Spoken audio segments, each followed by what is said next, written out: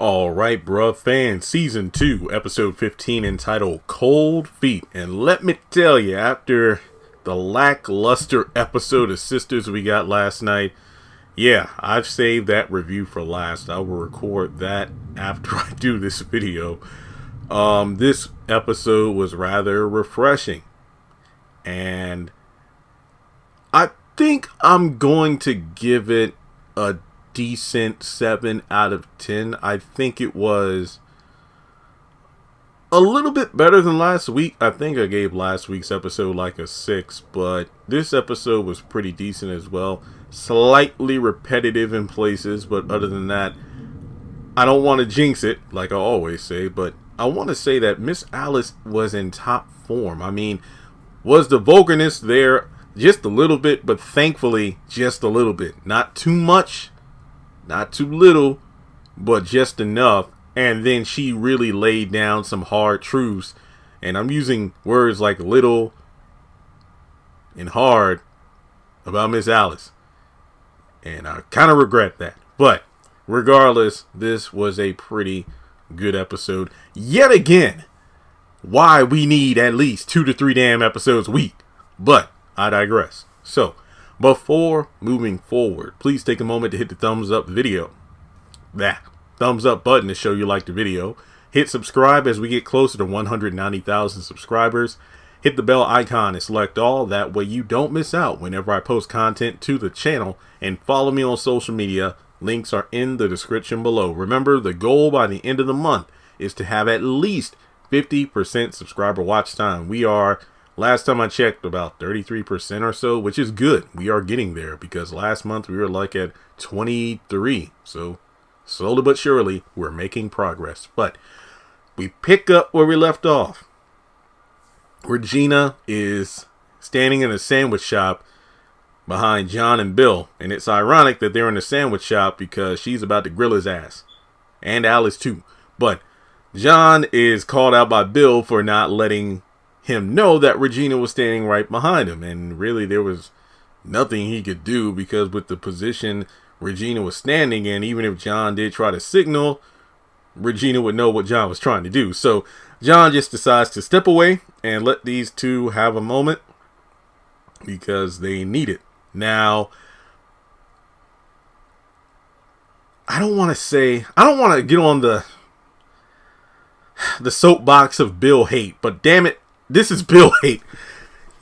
I will admit though, when you have characters like Natalie, Alice, and of course Regina rightfully calling his ass out, I can't be too mad, but it's like, are we really still doing this? You ruined this woman's wedding, and then you want to use the phrase, it's not fair that you want to get married right now instead of wanting to wait. Now, I've mentioned this in at least 3 videos already, that, well, it's one thing for Bill to pull out the damn ring and say, let's get married, and then get cold feet when Regina says tomorrow. Truth be told, I'll admit, I think Bill has and I can't believe I'm saying this, I feel like Bill has the right to be like, isn't that a bit too soon? But at the same time, you're the one who pulled out the ring. Then on top of that, I do like the fact that he says, you know, I'm just starting therapy, I need more. And Regina knew this because he said, you know, hey, I talked with Natalie, and she's like, yeah, I know Natalie talked to me too, and you know, you're getting therapy, which is good. And you were reluctant to, my thing is, why was Regina rightfully reluctant to move in with Bill, but didn't hesitate to take the ring? Knowing Bill doesn't have the best track record, knowing he's just getting on the right track, you know, beating the stereotype of black people being against therapy because mental health has finally become a talked about topic in recent years, which is good. And then, you know, with Bill acting, Bill doesn't have any hair, but he's flakier than the dandruff in his beard. I don't think he has dandruff because I ain't gonna lie, the beard looks well kept. You know, I really can't say nothing about Monty's hair game. There you go. But I just think that this is moving way too fast because of the fact that it's like Bill set. It's like Bill set a stick of dynamite on fire. He just, struck a match, stuck it to the dynamite thread, and it's on fire. And then it burns up and it explodes. And then Bill's going to be like, I didn't know it was going to do that. I didn't expect it to blow up. What the fuck? I can't even get the words out. I'm frustrated at you, Bill. I can't even get the damn words out. Then what did you strike the match for on a stick of dynamite, have it blow up, which it's supposed to do, and then act surprised by it, like, what's that expression? You can't put smoke back into a lit cigarette. That's essentially what's going on here. You're the one who initiated getting married. I mean, the boys tried to tell your ass in season 1. If you go ruin her wedding, then she's going to expect you to commit. Yeah, I'm all in. Yeah, that's what I'm gonna do. Yeah, I'm all in. He sounded like what's his name, Mark from Love Is Blind. I forgot the one chick who was like 10 years older than him that drank a lot and was into that other dude. And whenever anybody asks, like, Matt, are you sure about this? She doesn't really seem to be giving you the time of day. You know what? I'm all in. Yeah, I'm all in. And then she left your ass at the altar. That's exactly what's happening with Bill here. You want to use the phrase not fair, which is as ridiculous as Sam telling Priscilla he feels betrayed because apparently she has a role in the White House that he didn't know about, and you're the one who was fucking the first lady. It's like, who betraying who here? So you have the audacity to act like you're the victim. That's the thing. It's like Bill is the one who sets these fires and then acts like he's the victim in the situation, even though he burned up everybody else's stuff. You know what, man? Now, this isn't fair. You're putting the blame on me. You did this. So she says at 3:30, I'm going to be waiting in my dress at the Justice of the Peace. And if you don't show up, then I know you've made your decision. And we know that he does go there at 3:30 because of the promo showing that they do get married. So Regina's like, yeah, I'm not waiting for you to figure all this out. And, well, again, I just don't know why she even accepted that ring. I mean, it's one thing, fine. If you want to take the ring, yeah, but get married tomorrow, I just don't. I don't know. This was weird. So, after she leaves, Miss Alice comes out and tells Bill, like, your dumb butt is always finding yourself in and out of trouble. She goes on about, is your junk small? And I really don't need to talk about that part. But basically, she lays it down. Okay, maybe I should not use that phrase when referring to Miss Alice, but she basically gives him a fact check. You're the one who broke up that wedding. You need to commit. You need to make a choice. I did like when she's like, you're too fine to be this stupid. But then again, the tall, muscular, quote unquote, good looking men are the ones that the women go for instead of good guys like me who, oh wait, hang on. I'm sorry. I'm self-inserting myself into this narrative. So, when he gets ready to leave, well, basically he doesn't just get ready to leave. Miss Alice kicks his ass out. Big dick, dumb Bill. What is up with the damn catchphrases in this show, which are so funny? Obviously, I'm not going to go around saying that, but the phrases, big dick, dumb Bill, little nigger Mike. Come on now. But what I really like is the fact that Alice put him in his place because she was there when he broke up the wedding.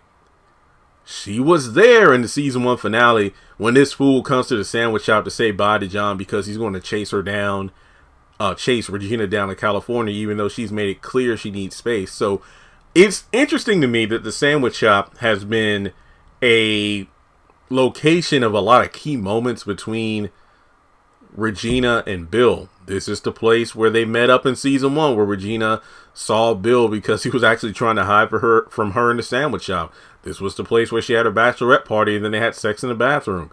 This was the place where, like I said before, even though Regina wasn't present, Bill was there telling John and Alice his big ideas.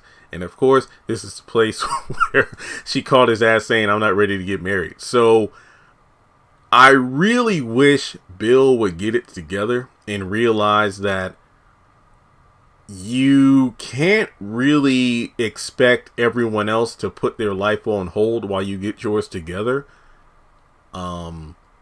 trust and believe I kind of relate to that, you know, because I go on social media, then I see, you know, people, you know, women or, you know, girls. Well, yeah, basically people who friend zoned me, rejected me in the past. I'm still broken over that, yet they're getting married and having kids and all. And it's like, I know I'm not the only one. And I know, and I know, and I know, and I know, and I know, no, no, no, no, no. Who sings that? I have not listened to that song. Wait, was that Sam Smith? Yeah, I think that's Sam's song. I don't want to say his because I could be wrong, but I do believe pronouns. You know what? I'm not even going to get into that. But essentially, I think that you ever have a crush on somebody when you don't even know you have a crush on them? You just like, you see them post a relationship status update and then you get pissed off. I promise you I'm not on crack like Mike. It's just one of those things. So, let me get to the next scene. We go over to the hospital. You know, Greg's doing this thing. He's probably like, you know what, man? Gave Darla the blood pressure check and everything. She's probably still mad at me. You know what? I know what I'm going to do. I'm going to order some great takeout during movie night tonight with her. But no, Pam comes by and I'm like, damn, Pam. I don't know if it was the boots, the red in the hair. I don't know. Look, Mike, don't think I'm trying to steal your girl. It's like I gotta call out beauty when I spot it. I'm just saying. So she comes in looking for Tom, and you know, Greg lets her know, hey, you know, he's in Ohio because his mom is ill. And then Pam slowly puts together, oh, wait. Yeah, you know, Mike and Tom and the boys back in the day from college, and you know, Mike talks about you all the time. So, damn, this is a sad moment because I ain't gonna lie. I feel the same way in season 2 I feel about season 1. Damn you, Mike, whenever you make Pam cry. So she comes in to talk with Tom about the situation with Mike. And, you know, just to keep it plain, hey, Mike is on that shit. He's on drugs. And then Greg is like, you know, well, actually, no. Before she tells Greg what's up, she's like, promise me you'll be there for him. It's like, well, I need to know what it... Promise me you'll be there for him, and then I'll tell you what it is. I feel like that's a trap right there. Like, but to be fair, I get it. It's like, look, you need to promise you're going to help out Mike before I tell you this, because if I tell you this without making sure you promise, then it's like you're going to know something big, and then you're going to be like, this is too much for me. And then I'm like, oh, damn.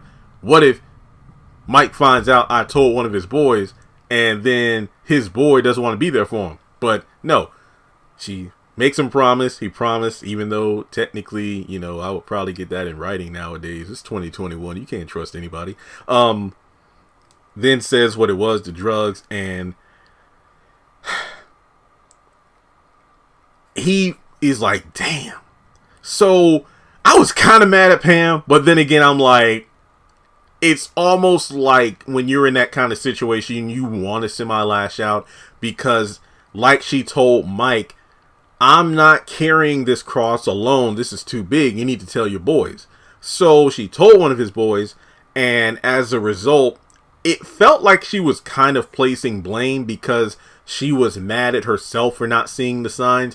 But in Greg's defense, he just got into town. He was in LA, California for I don't know how long, but one could assume he and Mike have not been in, like, you know, close proximity to each other in quite a while. So when Pam is like, did you not notice the signs? I'm like, well, damn, Pam, he just moved back. He was in LA. I mean, this would be different if you were talking to, like, let's say Bill or John, but Greg just kind of like, you know, I ain't son of, it's like, is every woman that comes in to visit Greg today going to give him attitude? First, it was Darla about not taking off the shirt.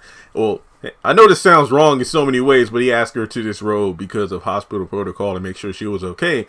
And then you got Pam's like, you know what? Why didn't you? Well, I thought you were boys. Why didn't you see the signs? Like, whoa, wait.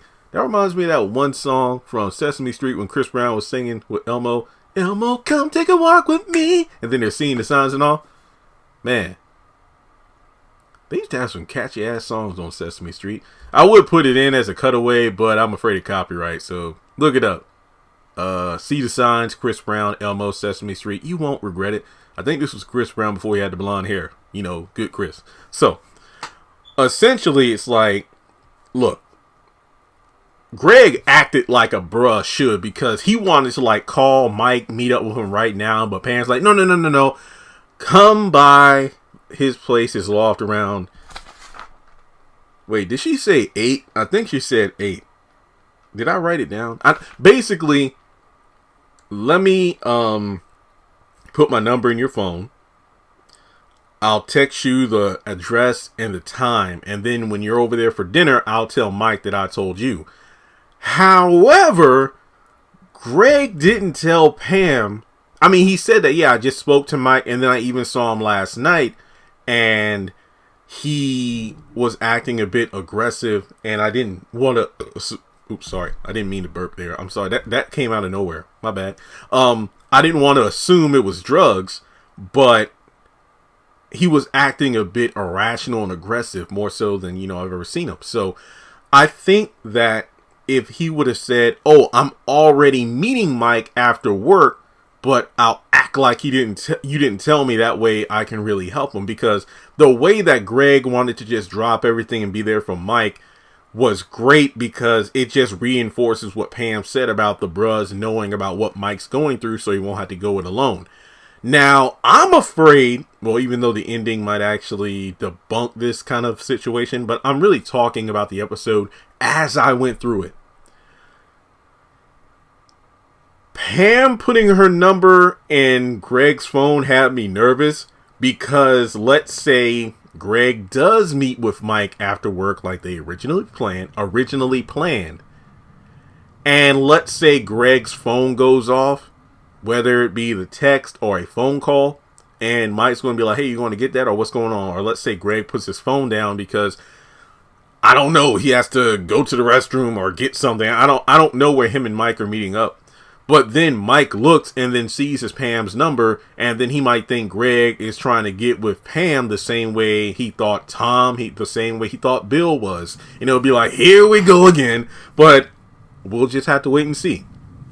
So afterwards, she even says, like, I feel like all you guys are lying to me. I'm like, Pam, slow your roll, calm down. Like, the guys don't know. But then she apologized for leaving, because, like I said, she's in her feelings given the weight of the situation. And again, this really shows why, even though you care about someone and you want to be there for them, you really cannot carry this burden by yourself. There needs to be a support system made of many people. So she leaves.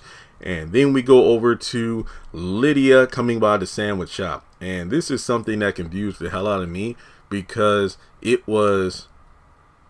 Actually, hang on a second. You know what? Hang on. Let me put a pin in that. So Lydia comes by the sandwich shop, and, John's like, okay. Yeah, so I was, tired from the lunch rush and, just making these sandwiches, but there's nobody in here, which is interesting, because when Bill and Regina were there, the place was pretty packed. And she mentions that, how is it a lunch rush when it's 10 a.m.? And I'm like, holy crap, how much time has went by? So Bill went over to Greg's at 5:30 in the morning. Then he eventually came back to his apartment, and Regina was there. And she mentioned that in 3 hours, she and Bill were going to be at the Justice of the Peace to have their wedding. But then she decided, hey, 3:30, which is obviously 5.5 hours from the time where, you know what, I'll just, yeah. I mean, you got Bill and Mike both missing important appointments today. So Lydia comes by saying that, hey, I brought a watch, a can opener, and a remote. She's like, oh yeah, when I left, I was leaving in a rush and just grabbed these things. So part of me was like, does she have sticky fingers? Does she really steal? Or did she, I mean, obviously she took those things, so she stole them, but did she just take these things as a way to have an excuse to see John so quickly? I guess so, but she wants to get together later, but he makes up an excuse about having to see the guys. Oh, those assholes? Oh yeah, we're going to hang out, do guy stuff. Ooh, I'm like one of the guys. I like to go. No, it's just, No girls. It basically was like the Little Rascals, No Girls Allowed. The He-Man Woman Haters Club. I need to watch that movie. That's a classic. But I think one of my favorite lines from the movie isn't the whole thing about the "Dear Darla, you make me that." I'm talking about that's when Buckwheat was like, "That's a violation of your probation." No. Favorite line. That wasn't saying, that was kitty litter. There we go. Pretend there's a cutaway there. I'm sorry about the lack of cutaways. I just got so many videos to record each week now because there are like a bunch of shows to review and I don't really have the time. But yeah, maybe next week. I don't know. That's a violation of your probation. But Lydia's like, kind of seeing what's going on, but she's not really seeing what's going on just yet. So when can I see you again? And then she decides to drop it a few octaves. When can I see you again? Look, I ain't gonna lie.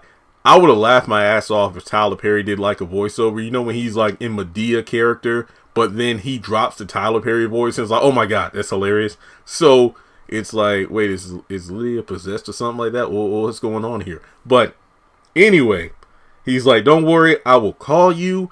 And she's like, well, great. After you finish meeting up with the guys, how about you come by the bar so we can have a drink? Yeah, if I don't run over with the guys, staying out late doing wild stuff, then I'll let you know.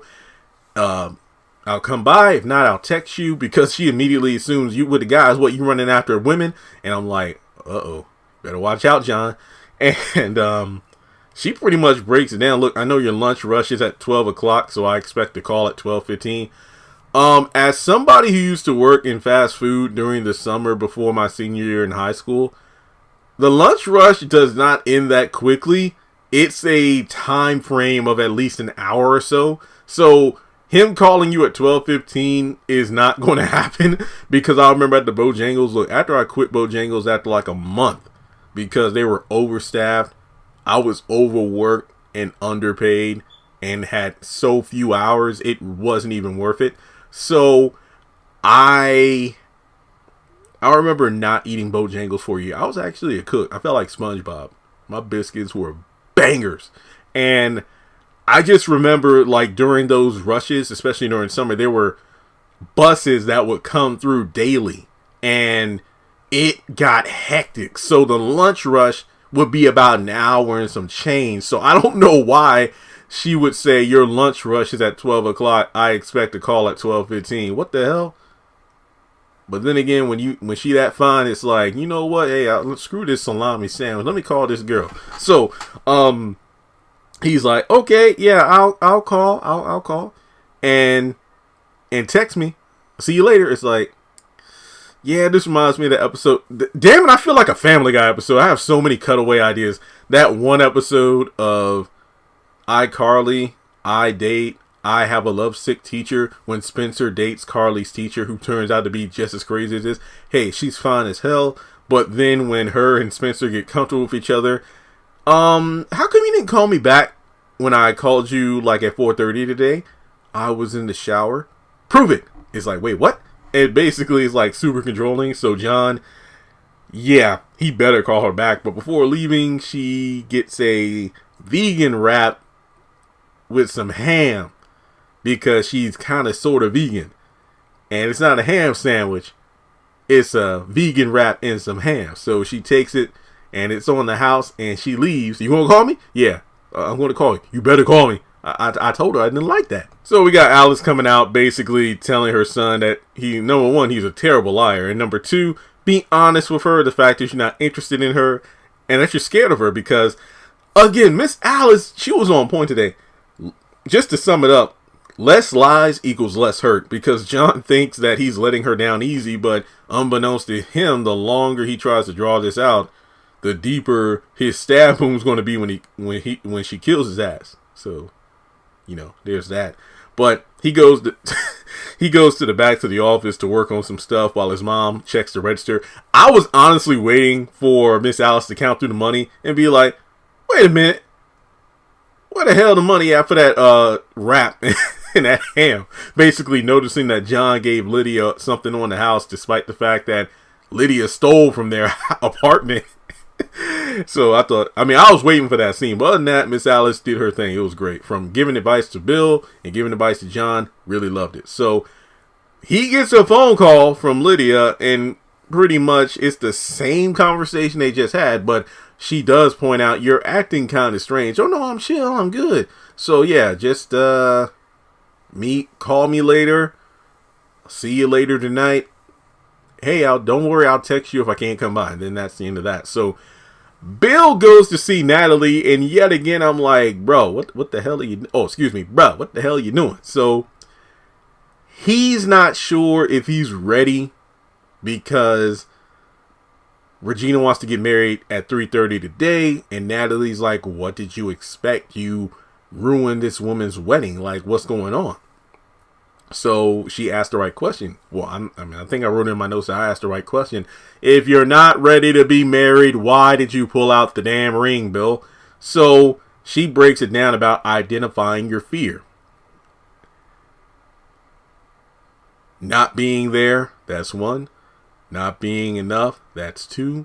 Wanting another woman, that's 3. I ain't gonna lie, this had a Brian McKnight feel to it. 1, you're like a dream come true. 2, just wanna be with you. 3, Natalie, I see that you're the only woman for me. And 4, Bill, take your ass to the door. 5, okay, I'm done. Even though I should go all the way to like Brian did. That was funny. But regardless, she points out the fact that you can want something, but that doesn't mean you can have it. And I'm just like, damn, the women were on point this episode, for real. I feel like every woman had well, maybe not Lydia, but then again, every woman was on point about, well, no, actually Lydia had a point about calling out John for acting weird. So yeah, Regina, Alice, Pam, Lydia, and Natalie, they all had the facts straight. She basically put Bill in his place, like, you're just used to getting everything you want, right? No, that's not it. Well, did you know you can want something, but it shows even more growth and maturity to realize that what you already have is enough. And I'm like, Bill, you're standing up here telling Natalie you want her, and you also want Regina, and you're not sure what to do. Yet I recall at the beginning of the season, I want to say, what was it, episode 2 or 3, or I think it was episode 3. Actually, the season 2, episode 2 cliffhanger ending leading into the beginning of episode 3. You and Natalie were having sex. Regina walked in. You tossed Natalie off you like a rag doll. And I say rag doll because, you know, Bill's so tall and Natalie's so small. Remember, I'm like 5'6", 5'7", so I really can't. I feel like I can speak on this. But then again, I'm pretty sure if she wore heels, she would probably be my height or taller. So, tomatoes. You literally were willing to kick Natalie out butt naked in order to get with Regina right there. So, Natalie deserves a lot better. Like me. But in any case, she just says, and I love it because Bill's like, what am I supposed to do? No. All I know is you got a hard and difficult 3:30 coming up on you. You need to figure it out. That's it. Okay, so then he leaves, and I don't know. That might be the last we see of Natalie. Why? Yeah, okay. So, the final scene. Pam arrives at the loft, and Mike is just standing around the corner like, wait, Mike, what the hell are you doing here? You're supposed to be at work. I saw your car. No, he was like, where you been? I was doing this thing. I saw your car pulling out the hospital. Mike, you doing this shit again? Cocaine is hell of a drug. But no, he basically is mad that, you know, she went to talk to Greg and he feels betrayed. And it's like, you know what, this is you bitches and everything. That's why I can't tell y'all nothing, because y'all go blab your mouth. Basically, this is real, you know, like the stages of denial, or basically the stages of grief, and the fact that instead of addressing the fact that you have a problem and accepting the truth behind it, you lash out at those trying to help you because you don't see it as help. You see it as betrayal. You were vulnerable. You told Pam what's up. You trust her to keep it to herself.